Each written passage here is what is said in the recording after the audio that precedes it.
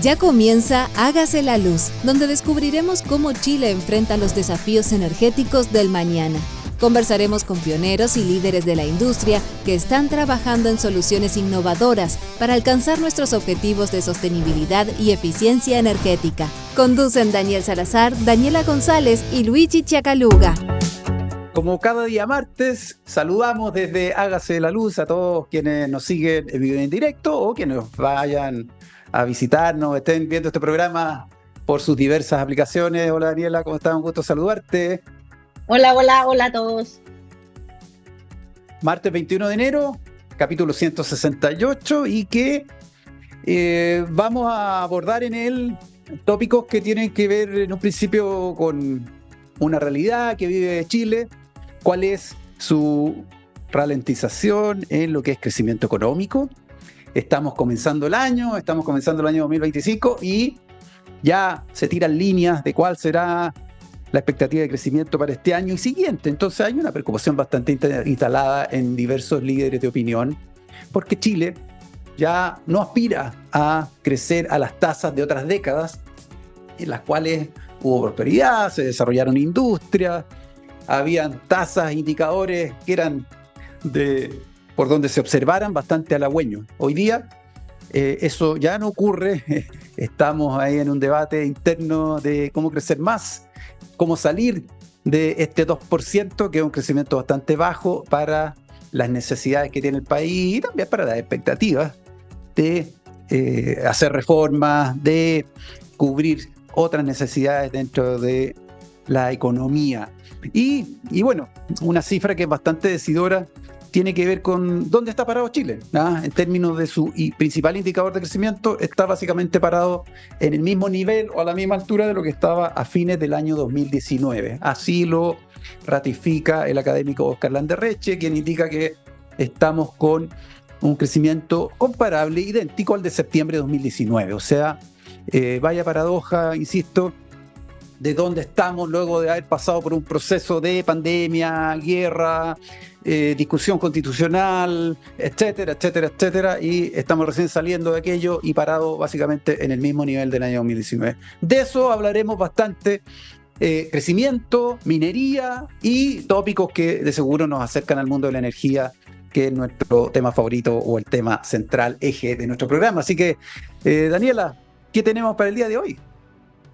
Mira, hoy día vamos a tener a un tremendo invitado. Voy a hacer un spoiler. Se llama, el nombre empieza con Tomás y termina con Keller, ya.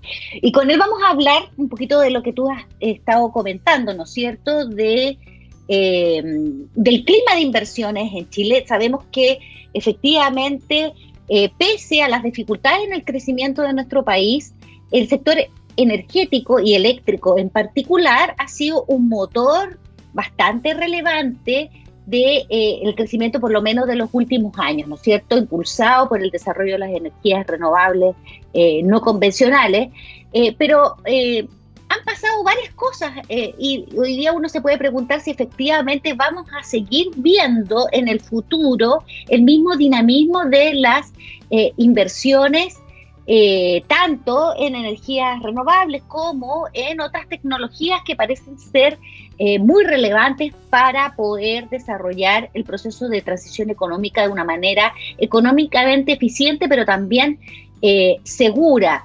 ¿De qué manera algunos proyectos como los que se están discutiendo, ¿no es cierto?, en el Congreso, como el de ampliación del subsidio, van en una dirección que quizás es contraria a cuidar ese clima de inversiones y en particular esto lo que se ha denominado por el Ejecutivo el principio de autocontención, ¿no es cierto?, que ha hecho que el debate del proyecto de subsidio traspase, ¿no es cierto?, el propio sector eléctrico, dada la preocupación que existe en otras industrias de que este tipo de iniciativas se repliquen y afecten a otros sectores. Así que, bueno, un poco de todo eso vamos a estar hablando, pero antes vamos a escuchar la canción que tú has elegido para todos nuestros auditores y es Talking in Your Sleep de Romantic.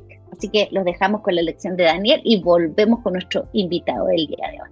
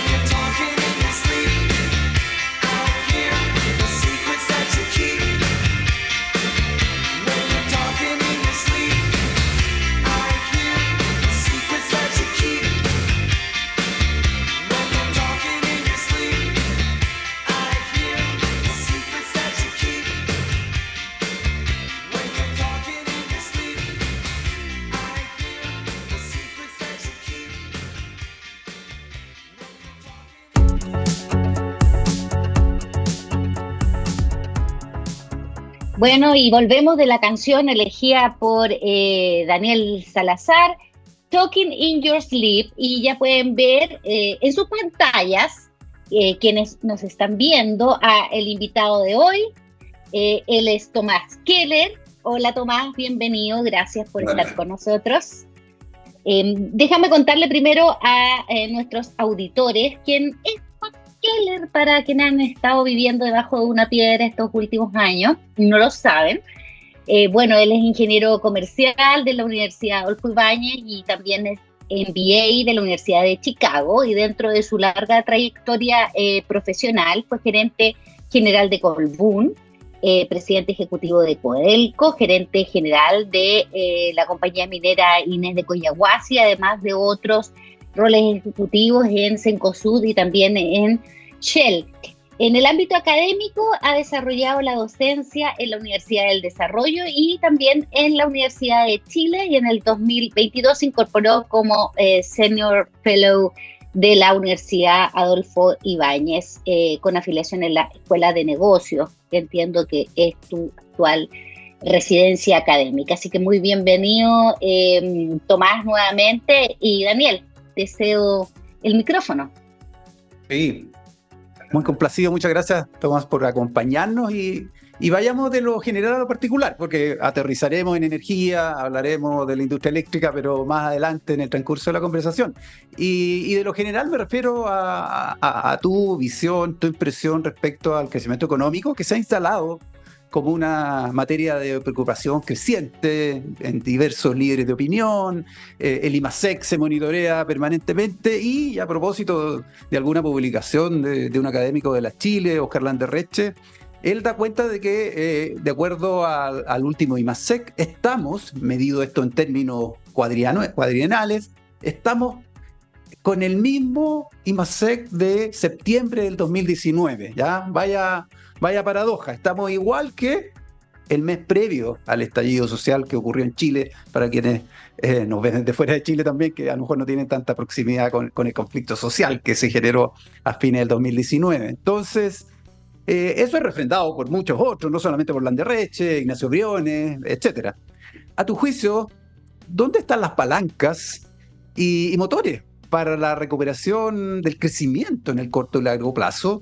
Porque eso de alguna manera va a movilizar nuestra industria y llegará de seguro a el crecimiento de la demanda eléctrica, por ejemplo. Entonces, ¿dónde están las palancas, dónde están los motores a propósito del debate que hoy día se instala crecientemente en nuestro país? Bueno, Daniel, primero, gracias por invitarme. Y claro que tenemos un problema estructural, y básicamente porque los motores de crecimiento económico no están presentes. La inversión es baja y la productividad también es baja, y es un tema que se viene acarreando ya por casi una década. ¿Y por qué son bajas? Porque básicamente no están las condiciones, llamémoslas habilitantes, para que exista mayor inversión y productividad. La inversión ha caído y es baja, ¿cierto? Porque ha aumentado el riesgo de invertir en Chile, al mismo tiempo que ha bajado la rentabilidad de los proyectos en Chile. Y si hacemos un doble clic sobre estos elementos, ¿cierto?, hay que concluir que el riesgo hoy día es mayor por la incertidumbre política, especialmente la que hubo en los últimos años, a un sistema tributario, ¿cierto?, que es poco predecible, que es muy volátil, hay poca certeza jurídica también, ¿cierto? Las regulaciones para concretar las inversiones también, ¿cierto?, son cada vez más engorrosas, ¿no? Y la competitividad ha caído también, porque estamos viviendo una permisología cada vez más asfixiante, ¿cierto? Estamos enfrentando mayores costos laborales, muchos de los cuales, ¿cierto?, no se traducen en beneficio para los trabajadores, sino que más bien, ¿cierto?, obedecen a otros objetivos, pero que en definitiva, ¿cierto?, inflexibilizan el mercado laboral, y eso también atenta contra la competitividad del país, ¿cierto? Entonces, si es que no están las condiciones, ¿cierto?, ¿qué hacemos al respecto? Y por lo tanto, cualquier estrategia de crecimiento, ¿cierto?, que apunte, ¿cierto?, a recobrar los niveles históricos de crecimiento, o al menos aproximarse a ellos, ¿cierto?, tiene que hacerse cargo de las condiciones habilitantes que no estamos. Y quizás una de las más importantes y las que a mí más me preocupan, y con una mirada quizás no tan de corto plazo, sino que de mediano y largo plazo, es la deficiencia que tenemos en el sistema educacional chileno. O sea, hoy día hay un problema, ¿cierto? Y un déficit de capital humano que es muy importante para crecer, ¿eh? Y que, qué duda cabe, ¿cierto?, que hoy día podríamos definir que el sistema educacional chileno público específicamente también está en crisis, ¿eh? Y una de las tareas más importantes, ¿cierto?, es de una buena vez, ¿cierto?, hacerse cargo de ese problema y realmente hacer una reforma estructural que cumpla con el objetivo de mejorar la educación en Chile, especialmente, ¿cierto?, la primaria y secundaria. Después, avanzar en un marco tributario y regulatorio que sea competitivo, sea eficiente, sea simple y sea predecible. ¿Qué duda cabe que las continuas reformas tributarias que llevamos a cabo en este país no solamente no cumplen con los objetivos, ¿cierto?, de recaudación, sino que además, ¿cierto?, introducen un elemento de gran incertidumbre, ¿cierto?, y alejan también entonces las inversiones que son el principal motor de crecimiento. También en el aspecto seguridad. La seguridad en el país también es un elemento que afecta la competitividad del país, ¿eh? Un país inseguro, ¿cierto?, claramente es un país menos atractivo para hacer inversiones, ¿eh? Y finalmente, sin eventualmente no agotar las reformas necesarias o las áreas de la economía que, ¿cierto?, claramente conspiran contra un mayor crecimiento, está lo pobre de la calidad y el alto costo de los servicios, ¿cierto?, que provee el Estado. Seguridad en primer lugar, ¿cierto?, la salud, la misma educación, la eficiencia del gasto. Entonces, si es que hay un consenso de que estos son los aspectos más importantes que hay que mejorar para atraer más inversión, la estrategia tiene que partir por definir, ¿cierto?, acciones concretas en cada uno de estos ámbitos, ¿eh? Y el problema que surge, ¿cierto?, adicionalmente, en el contexto de resolver o darle respuesta a esa pregunta, es que el sistema político que tenemos nosotros actualmente es funcional, ¿cierto?, a tomar esas decisiones, que en muchos casos son decisiones difíciles, ¿cierto?, y donde, ¿cierto?, muchas veces esas decisiones implican correr ciertos costos políticos, ¿eh? Y es ahí donde, ¿cierto?, yo creo que también tenemos una deficiencia importante, y bueno, no estoy diciendo nada nuevo, ¿cierto?, de que afortunadamente hay iniciativas ya concretas de ir evolucionando a un sistema político, ¿cierto?, que sea, o que nos aleje un poco del alto nivel de fragmentación que tenemos hoy día. Oye, Tomás, vayamos un poquito en la misma materia, pero en el sector minería, que es el que tú conoces muy bien, has sido ejecutivo de las dos principales empresas de la gran minería que operan en Chile.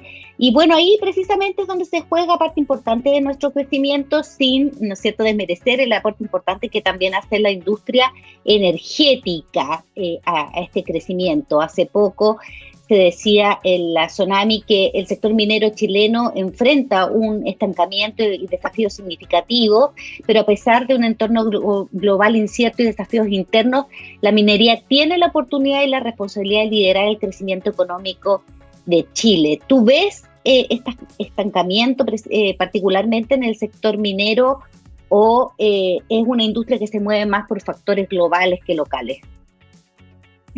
Buena pregunta. Mira, yo creo que es bien tentador deducir a partir de las cifras de producción minera de los últimos 10 años, diría, deducir que estamos en un estancamiento. Yo creo que eso no es tan así, ¿eh?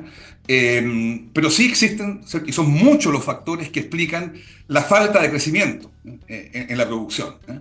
Entonces, uno no puede dejar de mencionar la caída generalizada en las leyes de los yacimientos, ¿eh? Eso es un hecho, la causa es fácilmente comprobable y es lo que está ocurriendo en la gran mayoría, ¿cierto?, de los yacimientos más importantes, especialmente de cobre en Chile. Después, oye, toda la incertidumbre que generó la discusión en torno a las propuestas de reforma constitucional. Eso era un aspecto fundamental para definir, ¿cierto?, y decidir proceder con las grandes inversiones, ¿cierto?, que involucran los proyectos mineros. Después, la instalación cada vez, digamos, de una permisología francamente kafkiana, ¿eh?, también retrasa el desarrollo de los proyectos. Y la mayor tributación, por ejemplo, a través de los esquemas, los múltiples esquemas y discusiones de royalty que hemos tenido a través del tiempo, también, ¿cierto?, afecta las decisiones de inversión y claramente en algunos casos posterga o ya más bien anula los proyectos de menor rentabilidad. La demora en definir las condiciones para impulsar la inversión en litio, por ejemplo, ¿cierto? Es otro elemento que claramente no ha ayudado a que despegue la producción privada específicamente, ¿cierto? De este mineral no metálico. Entonces, si uno revisa las causas de por qué, ¿cierto?, no se ha invertido lo suficiente en Chile y no se han aprovechado todas las ventajas competitivas que seguimos teniendo en este sector, hay que concluir que las razones son más bien internas. Porque si uno mira lo que pasa en el resto del mundo, más bien las tendencias son bien favorables. Qué duda cabe, ¿cierto?, que la transición energética que se plantea a nivel mundial es una muy buena noticia para Chile, el cobre específicamente y también, ¿cierto?, el litio. Entonces, yo diría que los vientos son más bien favorables en el nivel, o a nivel global, a nivel mundial, y que digamos, lo que vemos o lo que percibimos como un estancamiento tiene causas fundamentalmente locales. Chile tiene ventajas competitivas en la medida, no cabe ninguna duda, y si las aprovechamos a través de un clima de inversión atractiva, ¿cierto?, este sector va a seguir siendo un motor importante de crecimiento como lo ha sido históricamente. Otro tocaba la importancia que tiene el cambio climático para la industria minera a nivel global y, por cierto, nosotros como país minero. Y este fenómeno avanza, sigue amenazando, y todos los países están buscando cómo moverse en términos de reducción de emisiones, matrices que están en transición. Bueno, y nosotros hemos avanzado bastante, nos hemos movido muy rápido, aunque a algunos no les conforma todo lo que se ha avanzado y quieren acelerar más este proceso. Pero recuerdo que en alguna actividad realizada el año pasado en la Universidad Adolfo Ibáñez, tú planteaste que no se podía avanzar, no se podía transitar a cualquier costo, que aquí habían variables, habían economics que examinar, o sea, no solamente ambicionar, no solamente acelerar, sino que había que hacerse cargo de la racionalidad económica que puedan tener ciertas medidas, ciertas metas. Entonces, las preguntas son varias en una. ¿Cómo lo está haciendo Chile en su proceso? ¿Qué opinión, qué aproximación tiene? ¿Dónde está este justo equilibrio entre las variables estrictamente económicas y las metas ambiciones en mitigación o reducción de emisiones que tiene Chile y que se destacan en general, no solamente a nivel regional, sino que son pocos los que van tan avanzados y en tan poco tiempo como lo hemos hecho nosotros? Bien, sí, es una buena pregunta también. Mira, primero, pongamos esto, o démosle un poco de contexto. O sea, Chile destaca efectivamente en el avance en materia, ¿cierto?, de incorporar energía verde a su matriz energética. Pero yo diría que está muy lejos de destacarse en emisiones, digamos, de otras fuentes, ¿no?, y que son tanto más importantes que la energía. Transporte. Completamente. Entonces, esto descansado en el sector eléctrico. Claro, o sea, acá, digamos, la fuerza la ha hecho el sector eléctrico en buena hora, porque en general, salvo algunas distorsiones que quizás convenga mencionar en algún momento, lo ha hecho en forma, digamos, voluntaria, más bien, ¿cierto?, o más bien en base a la lógica comercial de desarrollar las energías renovables, solar y eólica específicamente, ¿cierto?, porque tenemos ventajas competitivas también en estas tecnologías. En fin, pero hagamos un doble clic, ¿cierto?, sobre tu pregunta. ¿Por qué yo hago referencia siempre a la importancia de incluir, ¿cierto?, los costos de las distintas medidas en el análisis, en las decisiones que uno toma? Mira, a ver, el cambio climático es una realidad y es un problema serio. Es un problema tan serio que es uno al cual la humanidad se tiene que hacer cargo. Pero ojo que no es el único problema que tenemos. En el planeta sigue existiendo hambruna, sigue existiendo pobreza, siguen existiendo enfermedades, ¿cierto?, que requieren recursos para su control y su eliminación definitiva, etc. Estos problemas merecen igual o mayor atención que el cambio climático. Y cuando los recursos son limitados, y son limitados siempre, hay que priorizar dónde se invierten y cómo se invierten los recursos. Entonces, esto obliga a hacer, ¿cierto?, necesariamente un análisis costo-beneficio. Si hay alternativas, hay distintos problemas que hay que resolver, y los recursos son limitados, bueno, ¿a través de qué mecanismo yo tomo esas decisiones de asignación de recursos? Me parece que el análisis costo-beneficio, ¿cierto?, es relevante. Echemos mano, por ejemplo, a la siguiente caricatura solamente para ilustrar este punto, ¿cierto? Nosotros en Chile podríamos reducir a cero hoy mismo todas las emisiones provenientes de la generación eléctrica en base a combustibles fósiles. Simplemente cerrando todas las plantas carboneras, todas las centrales a diésel, ¿cierto?, y a gas. ¿Y entonces por qué no lo hacemos? Bueno, evidentemente, ¿cierto?, en esta caricatura el resultado sería un sistema eléctrico con blackouts permanentes. O sea, no se hace porque el costo que eso significa para la sociedad es inaceptable en este caso. Ok, y si ahora planteamos lo mismo, pero lo planteamos para el año 2030, seguramente la respuesta sería, bueno, depende de las consecuencias y de los costos que tiene hacerlo en 2030, a los niveles de ambición que algunos plantean. Y entonces es evidente que no podemos, o no debiéramos al menos, comprometer metas de descarbonización sin conocer o estimar los costos involucrados. Y eso porque hay otros problemas, hay otras prioridades también, ¿cierto? Y porque los costos algunas veces, ¿cierto?, de adoptar ciertas medidas, ¿cierto?, y implementar ciertas decisiones es mayor que el beneficio. Y ojo, que esta discusión de costo-beneficios y de plantear, ¿cierto?, alternativas para el uso de recursos no es solamente una discusión que debemos tener en Chile. Es, de hecho, ¿cierto?, uno de los temas que está hoy día en la mesa de discusión en la mayoría de los países, especialmente en los países más desarrollados. O sea, claramente la voluntad, ¿cierto?, política, ¿cierto?, de impulsar medidas muy agresivas, ¿cierto?, de descontaminación, está encontrando, ¿cierto?, cierta oposición en la opinión pública. ¿Por qué? Porque tiene costos.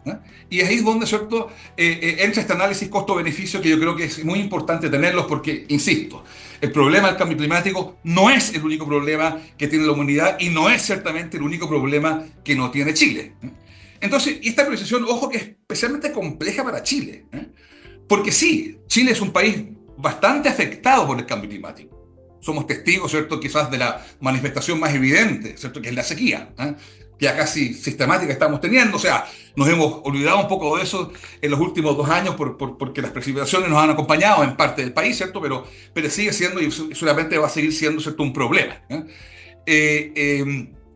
Pero si bien es cierto que nosotros estamos afectados por el cambio climático, lo que nosotros como país hagamos en materia de mitigación, ¿cierto?, dado que representamos una parte absolutamente marginal de las emisiones históricas y presentes, en realidad no dependemos de nosotros que el cambio climático se contenga, ¿cierto?, o que haya, ¿cierto?, una acción concreta, efectiva para contrarrestar el cambio climático. Porque dependemos de las emisiones y de lo que hagan en materia de emisiones los demás países, especialmente los grandes emisores. Y si uno revisa un poco, ¿cierto?, en qué están estos distintos países, por lo menos a la fecha uno tiene que llegar a la conclusión de que no han hecho lo que se había comprometido a hacer originalmente en el Acuerdo de París, ¿cierto? Las emisiones de CO2 siguen alcanzando récords históricos año tras año. Y tampoco los compromisos que han adoptado muchos países en materia, ¿cierto?, de reducción de emisiones tampoco conversan con los objetivos del Acuerdo de París. Entonces, Chile enfrenta una situación en la cual, ¿cierto?, no tiene incidencia sobre el cambio climático global, porque obviamente el tema del CO2 no es un tema local, dependemos, ¿cierto?, qué pasa con las emisiones a nivel global. Y por otro lado, ¿cierto?, dependemos de eso y estamos viendo que muchos de los países importantes, ¿cierto?, no están tomando las medidas ni asumiendo los compromisos que se necesitan, ¿cierto?, de acuerdo al Acuerdo de París. Entonces, Chile tiene que decidir, ¿cierto?, cuánto invierte en esto, cuánto invierte en las otras prioridades que tiene también en materia de educación, en salud, ¿cierto? ¿Para qué hablar, ¿cierto?, del tema de pensiones? Hay otras prioridades también y eso hay que buscar un equilibrio. Ese equilibrio se encuentra, ¿cierto?, donde los costos y los beneficios de alguna manera se igualan. Y creo que falta ese análisis. Nosotros hemos planteado los objetivos en materia de mitigación, ¿cierto?, ya año 2030 y 50, ¿cierto?, tenemos ciertas metas y objetivos, pero yo no he visto, ¿cierto?, un análisis claro, ¿cierto?, de costo-beneficio respecto de esa trayectoria.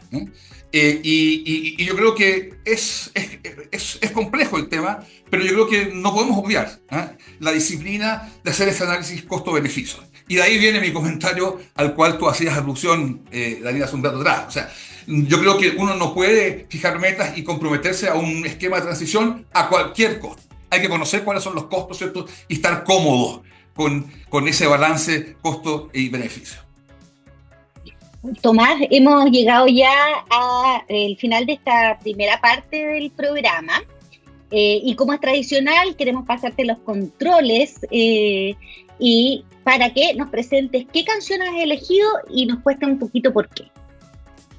Bueno, yo elegí una canción que me encanta y que es de mi artista preferido desde los últimos 30 años, ¿no? Y el cantante, el artista más bien, es Peter Gabriel, ex integrante del grupo Genesis, uno de los fundadores, ¿cierto? Un conjunto que marcó época, es un clásico hoy en día, ¿cierto? Y él después desarrolló su carrera como solista. Yo he ido a 6 conciertos de Peter Gabriel, 2 de ellos en Chile, entre paréntesis, ¿no? Y en Europa también tuve la oportunidad de asistir. Y es un artista muy completo, ¿cierto? Es un artista que tiene una gran sensibilidad musical, melódica, y al mismo tiempo explota los ritmos, ¿cierto? Muchas veces africanos también, de una manera muy, muy original. Así que, bueno, es mi artista favorito, ¿cierto? Lo sigo hace 30 años, tengo todos sus discos, y me jacto, ¿cierto?, de haber ido casi a todos los conciertos o a todos los tours, por lo menos, que él ha hecho. ¿Y la canción es? Y él. Salisbury Hills se llama, y es una canción donde él relata vivencias de su infancia, donde él vivía en Inglaterra, que es en Salisbury Hills. Perfecto, entonces Salisbury Hills de Peter Gabriel es la elección de nuestro invitado de hoy, Tomás Keller. Nos vemos a la vuelta.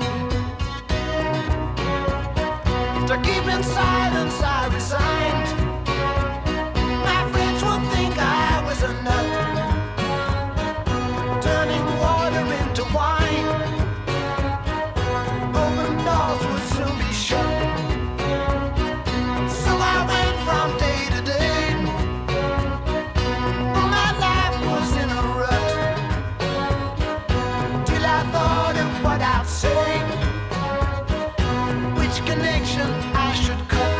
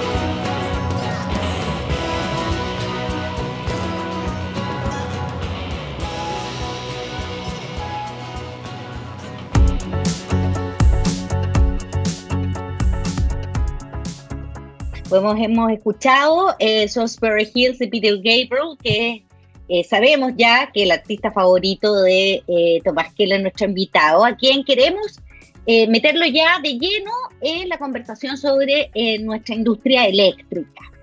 Y vamos a ir inmediatamente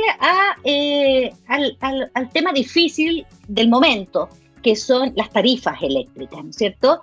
Hemos visto un proceso de descongelamiento de las tarifas que desde el año 2024 ha dado mucho de qué hablar, ha sido un verdadero dolor de cabeza. Cuéntanos, ¿qué opinión tienes tú de todo el proceso previo que fue de estabilización de tarifa o congelamiento, para ser un poquito más preciso, y este proceso de discusión del descongelamiento de tarifas y el subsidio eléctrico que ha acompañado este proceso? A ver, yo creo que es súper tentador, ¿cierto?, llegar o evaluar este proceso a partir, ¿cierto?, de lo que estamos viviendo los clientes regulados, ¿cierto?, que son alzas acumuladas hasta el 80% en la cuenta de la luz. Y obviamente desde ese punto de vista nadie puede estar cómodo, ¿cierto?, y la ciudadanía, ¿cierto?, ha expresado su malestar por esto. Pero yo creo que es una evaluación muy parcial e injusta hacerlo en esos términos. Mira, veámoslo desde el punto de vista del cliente. ¿Cuál fue la consecuencia del congelamiento en el momento que se produce esto? Que es el PEC 1, ¿cierto?, a la cuadra del año 2019 o 20, yo creo ya, comienzo del año 2020.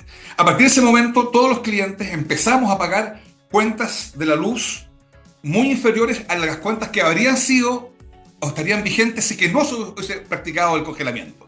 Y eso ha durado muchos años. Entonces ha habido un periodo muy largo de tiempo en el cual la cuenta de luz ha sido menor a la cuenta de luz que habría sido si es que no se hubiese implementado el congelamiento. Entonces, cuando uno observa ahora, ¿cierto?, que suben las cuentas de la luz en estos porcentajes tan exuberantes, bueno, la respuesta a eso es que gran parte de esa alza tiene que ver con sincerar el verdadero costo de la energía, en gran parte. Ese es el primer elemento que explica de por qué ha aumentado tanto la cuenta de la luz. ¿Por qué? Porque se está reflejando el verdadero costo de los contratos y no el precio subsidiado congelado que hubo durante muchos años. Y el segundo elemento, ¿cierto?, que incide en esto, pero que es mucho menor en términos cuantitativos, es que esa plata, ¿cierto?, que de alguna manera se le prestó a los clientes al cobrar un precio más bajo, ¿cierto?, durante muchos años, ese préstamo se está devolviendo. Se está devolviendo a través, ¿cierto?, de una tarifa, a través de un número X de años. Y adicionalmente, ¿cierto?, hay un elemento más pequeño aún, que es el interés sobre ese préstamo, sobre parte de ese préstamo, porque hay que recordar que los recursos destinados a subsidiar el PEC 1 no tenían interés. Entonces, yo creo que es muy mezquino el sencillamente enfocarse en este aumento de costo actual, sino que hay que verlo eso en su contexto. Y básicamente lo que hoy día está subiendo el precio de la luz es porque el precio de la luz fue artificialmente bajo o subsidiado durante un número importante de años. Entonces, desde un punto de vista de los clientes, con esta mirada más amplia, ¿cierto?, la evaluación no puede ser tan negativa. Más bien, ¿cierto?, es una transferencia de recursos en el tiempo, donde los generadores le prestaron de alguna manera dinero a los clientes que lo están devolviendo ahora a través de la tarifa. Desgraciadamente no se cumplieron una serie de supuestos que tenía a la vista la autoridad en su momento, ¿cierto?, porque se pensaba que estas alzas tan importantes que estamos viendo hoy día no se iban a dar porque entraban a tallar ciertos contratos de precios menores que reemplazaban lo más antiguo, pero hubo otras variables que se movieron en el sentido contrario, como el dólar, por ejemplo, y también algunos combustibles que en definitiva anularon ese efecto. Entonces, yo creo que desde el punto de vista de los consumidores, ¿cierto?, yo creo que uno con una mirada un poco menos mezquina, ¿cierto?, que solamente enfocar el corto plazo, tendría una mirada un poco distinta. Y desde el punto de vista político, bueno, oye, ponerse los zapatos de la autoridad, ¿cierto?, a comienzo del año 2020, después del estallido social, y haber tratado, ¿cierto?, de socializar un aumento de precios en ese momento, que era bastante superior, ¿cierto?, a los 30 pesos, es una decisión difícil y difícil de juzgar, ¿cierto?, a partir, ¿cierto?, de la realidad actual. Ciertamente es distinto a la situación a propósito del PEC 2 y PEC 3, que fueron oportunidades en las cuales se podría haber descongelado antes, porque ahí, ¿cierto?, el contexto social era bastante distinto. Eso es lo que yo comentaría respecto de este tema. Oye, y bueno, y en este proceso han surgido ideas diversas. Todas compiten en general porque la mayoría han sido bastante desafortunadas, como abrir los contratos, ¿ya? Sin medir consecuencias de nuevo, pero una que está flotando o que ha quemado algunas vallas tiene que ver con el impuesto a las emisiones, ¿ya? Y aplicar una sobretasa temporal durante algunos años para poder recaudar fondos, poder obtener recursos que permitan ampliar la cobertura del subsidio. Entonces, pero no quiero meterme tanto en el subsidio, sino en el diseño y funcionamiento de este impuesto a las emisiones, que lleva ya varios años de funcionamiento, pero que no ha podido corregir su pecado original, que es su foco, su sentido recaudatorio y nada de correctivo. Entonces, se persevera en el error ahora y hay poco quórum, poca voluntad para tomar el toro por las astas y hacer ajustes, mejoras más estructurales, sino que se sigue manteniendo la tasa o el concepto original. Entonces, en tu opinión, ¿en qué dirección deberían ir los cambios? Si es que hay que cambiar este impuesto a las emisiones, o tal vez no. La pregunta es más abierta que cerrada respecto a tu aproximación a esta tasa impositiva. Ya, mira, yo creo que de la manera que está diseñado, esto tiene dos graves problemas, ¿no? En primer lugar, ¿cierto? Porque un impuesto a las emisiones en realidad solo se justifica, en principio, solo si es para cumplir con un objetivo ambiental, ¿no? O sea, para un efecto recaudatorio me parece, digamos, un despropósito enorme, porque hay otras consecuencias, ¿cierto?, que vamos a examinar en un momento, que son muy poco deseables. Y segundo, ¿cierto?, porque conceptualmente también me parece muy peligroso, ¿cierto?, gravar arbitrariamente un sector de la economía para subsidiar a otro, ¿no? Ese es un tema, digamos, donde en Chile, ¿cierto?, nos habíamos escapado de esa realidad, ¿cierto?, por muchas décadas. O sea, esto crearía un precedente, ¿cierto?, que me complica mucho, ¿no? Eso de que arbitrariamente la autoridad, ¿cierto?, grava un sector determinado para subsidiar a otro, ¿no? Eso no me parece. Y insisto, respecto a la primera condición, o sea, es claro de que acá hay un afán solamente recaudatorio, ¿no? Y lo peor, ¿cierto?, es que el diseño contempla de que el impuesto a las emisiones no entra en la determinación del costo marginal para efectos de despacho, ¿cierto?, y para efectos de remuneración de las inyecciones. Entonces, ¿qué es lo que pasa?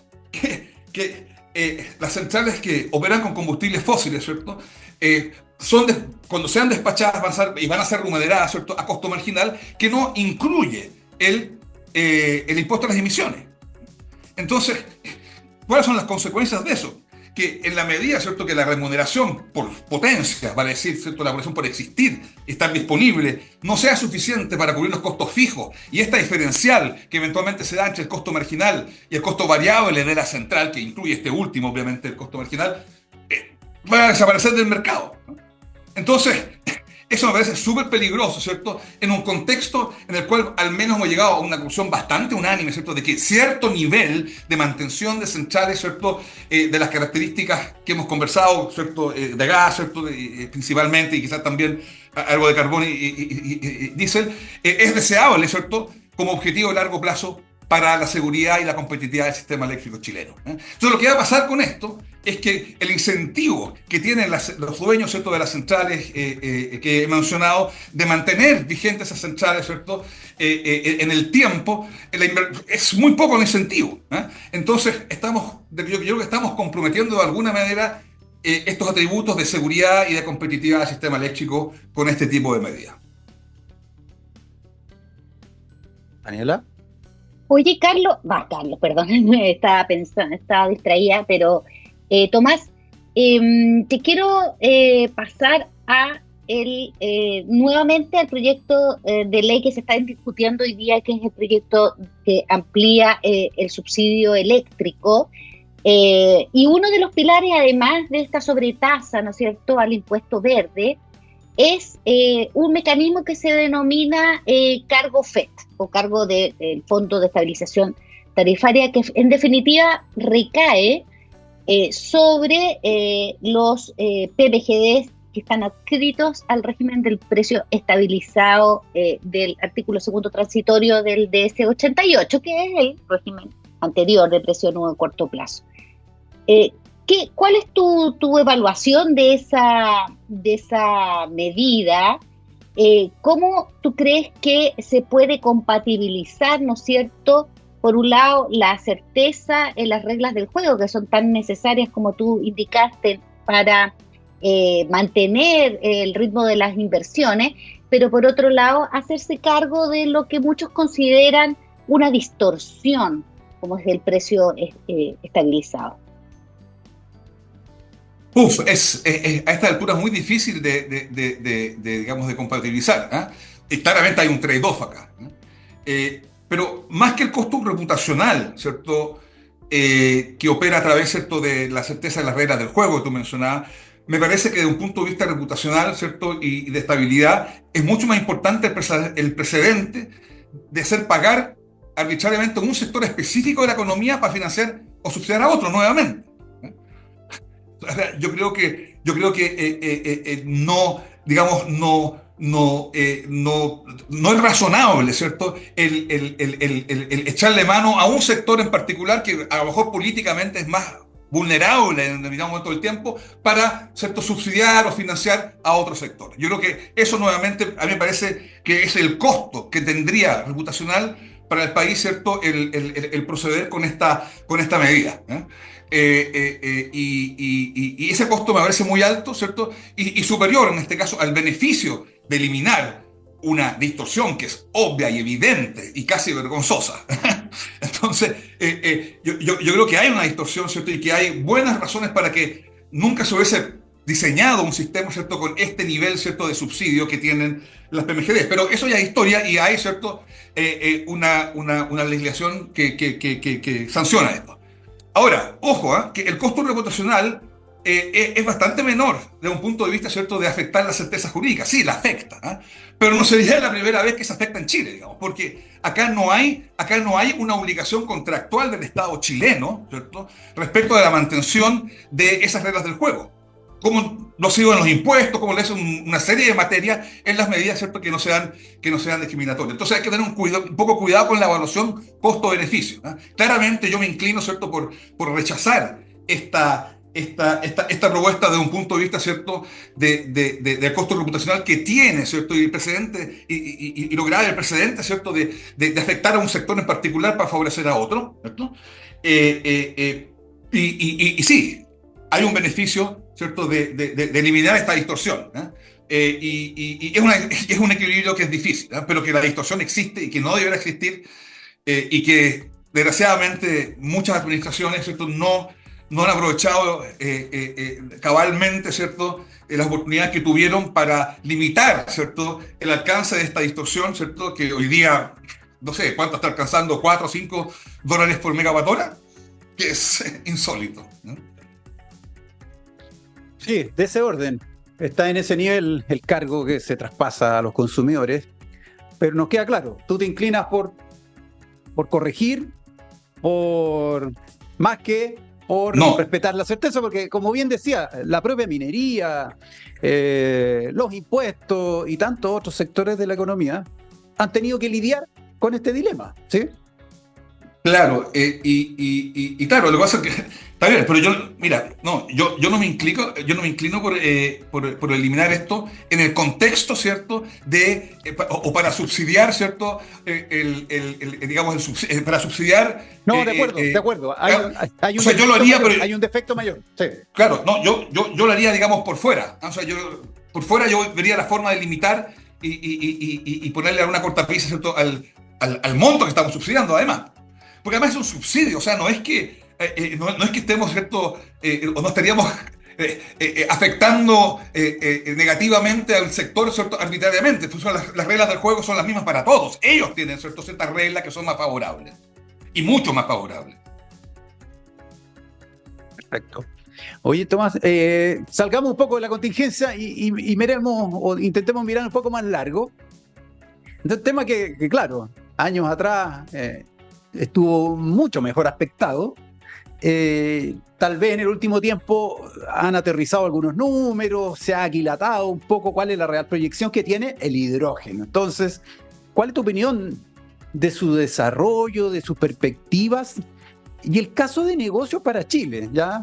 Entonces ahí se han instalado algunas dudas respecto a si están o no dadas las condiciones para que despegue, como algunas autoridades ambicionaron hace algunos años y que ya desde el 2024 se comienzan como a aquilatar, insisto con el término, expectativas, y no se ve un futuro tan promisorio como fue en el arranque o como se trató de instalar hace algunos años atrás. ¿Cómo lo proyectas? Mira, o sea, yo creo que esta mirada un poco más cautelosa, ¿cierto? No solamente ocurre acá en Chile, eso, digamos, está ocurriendo en todas partes del mundo. Y tiene que ver mucho, ¿cierto? Tiene que ver mucho con el costo relativo, el costo relativo, ¿cierto? Que tiene el reemplazar algunos combustibles, ¿cierto? En base a combustibles fósiles, ¿cierto? Energía en base a combustibles fósiles por hidrógeno verde. El costo hoy día, más o menos, ¿cierto? El costo del hidrógeno verde tiene un costo alrededor entre 2 y 3 veces, ¿cierto? Más alto que las alternativas. Entonces, cuesta mucha plata, ¿cierto? Cuesta plata el reemplazar, ¿cierto? Algunos combustibles hoy día contaminantes por hidrógeno verde. Y la cuenta es más o menos importante. Entonces yo creo que ese ha sido uno de los elementos más importantes en ponerle un poco cautela, ¿cierto?, a las proyecciones de la velocidad a la cual, ¿cierto?, el hidrógeno verde podría introducirse ya a nivel más masivo en la economía, ¿cierto?, y reemplazar otros combustibles contaminantes. Y en la práctica hoy día, si es que vemos hoy día Chile concretamente, yo veo muy difícil, ¿cierto?, de que, y he sido testigo, ¿cierto?, de que ha sido difícil, ¿cierto?, el que las empresas, ¿cierto?, toman la decisión de incorporar, ¿cierto?, y reemplazar esos combustibles existentes en forma significativa o material, reemplazarla por hidrógeno verde. Y por lo tanto, lo que yo estoy viendo en el corto plazo son quizás muy pocos proyectos a escala menor, ¿cierto? Donde los clientes, ¿cierto?, las empresas que están disponibles para comprarte este hidrógeno verde son pocas, y son en general, ¿cierto?, aquellas que tienen como ambición tener un rol más bien de liderazgo, ¿cierto?, en innovación y liderazgo también, ¿cierto?, en ser protagonistas de la transición energética. Pero insisto, o sea, yo creo que en el futuro inmediato veo muy pocos proyectos, ¿cierto? Porque los clientes están reticentes, ¿cierto?, a pagar precios mucho mayores por este combustible ambientalmente más amigable. Y ahí vemos nuevamente que en la práctica, ¿cierto?, hay los agentes económicos, las personas, ¿cierto? La sociedad hace estos trade-offs entre costos y beneficios. Ahora, hacia más largo plazo, sí, como siempre, esta tecnología es una tecnología nueva todavía, ¿cierto? Y hay apuestas, ¿cierto?, de que este costo va a disminuir significativamente a través, ¿cierto?, del costo de los equipos, ¿cierto? Se me olvida el nombre en este momento. Ayúdame, Daniel. No son convertidos. Son electrolizadores. Exactamente. Eso, ¿cierto? El costo de ellos, ¿cierto?, seguramente va a bajar en forma muy importante, como lo han hecho otros equipos, ¿cierto?, asociados a la transición energética. Pero esa trayectoria, ¿cierto?, de menores costos no se ve tan clara, y va a tomar tiempo. Entonces, yo creo que esa mirada más cautelosa, ¿cierto?, de incorporar hidrógeno verde a nivel, ¿cierto?, de usuarios en Chile en particular y en el resto del mundo también, obedece a eso. Y en el plano de la exportación internacional, en el momento solamente se ve viable en realidad la exportación de hidrógeno verde, pero en contenido como amoníaco verde. Y acá también se enfrentan desafíos, porque también tiene un alto costo, ¿cierto? Y eso también pareciera estar enfriando el entusiasmo de los países que en algún momento se habían comprometido, ¿cierto?, a importar grandes cantidades, ¿cierto?, de este combustible, y no se está viendo esa efervescencia, ¿cierto?, ese entusiasmo, y menos, ¿cierto?, de comprometer grandes volúmenes a largo plazo, que son las condiciones que se necesitan, ¿cierto?, para financiar proyectos de la envergadura que hemos conocido se están desarrollando en Chile en esta materia.